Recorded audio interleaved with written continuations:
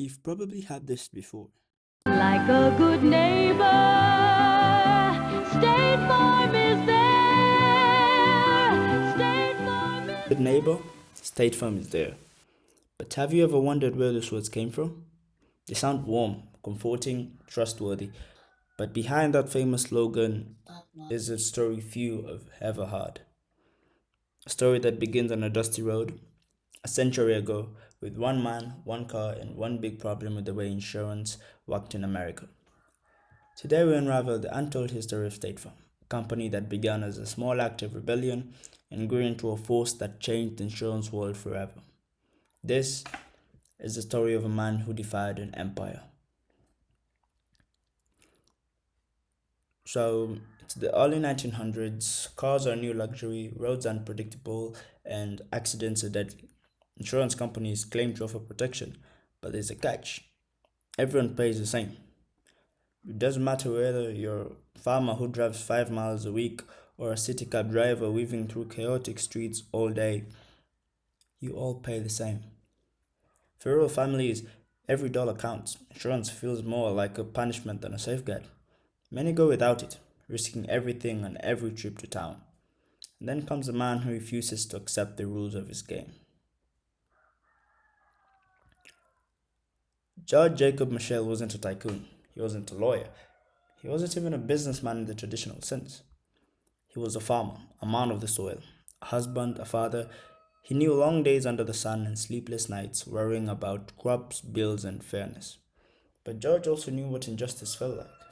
He saw neighbors paying unreasonably high insurance premiums, struggling to protect their families. So George had an idea that was dangerous to the big insurers of his time. What if insurance was fair? What if customers owned the company, not greedy investors?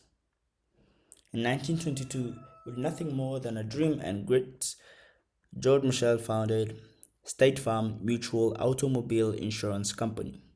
It was a rebellion disguised as a business, a promise disguised as a policy. And by 1924, State Farm was starting to gain attention, and not the good kind. George Michel's little insurance office in Bloomington had grown from a handful of customers to thousands of farmers across Illinois. Giants of the industry saw it as a threat to their empire. One morning, George received a letter from a powerful insurance association in Chicago. The message was clear: stop selling your so called discount policies or face legal action.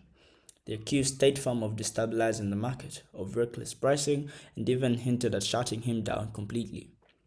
But George wasn't intimidated.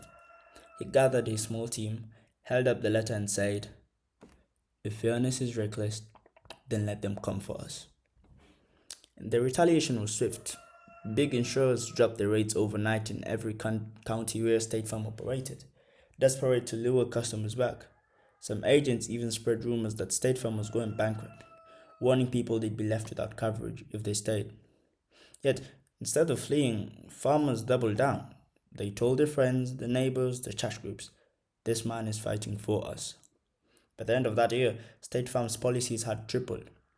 The big companies had thrown everything they had at this small town upstart and lost. The lesson was clear: you can't outspend trust. George wasn't just selling insurance, he was building a movement. Through the 1950s and 60s, State Farm spread across America, city by city, state by state. Agents weren't just salespeople, they were part of the community. Then came 1971, a moment that will define State Farm's identity. Well, a slogan was born.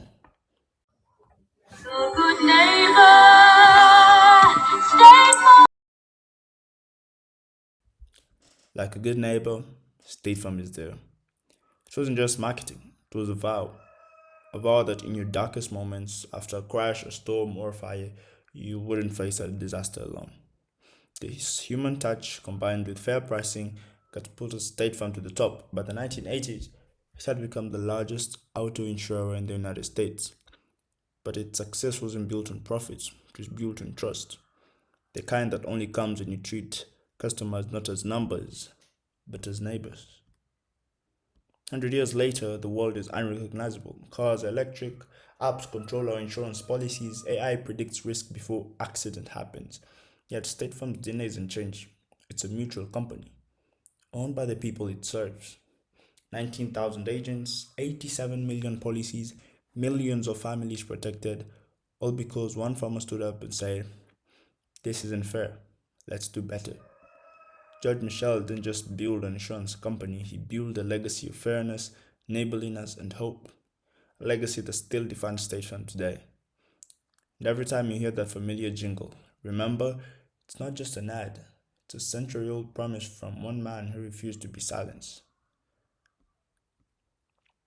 This is more than a story of a company. It's the story of a single idea, a belief that doing the right thing can change the world. George Michel never imagined his small office in Bloomington, Illinois would become a global powerhouse. He only wanted to protect his neighbors. And somehow, that was enough to achieve everything. So the next time you see a red State Farm logo, think of the man behind it. The farmer went against the odds, fought the system, and built an empire of fairness. Because sometimes the greatest revolution starts with a single voice saying, "No more."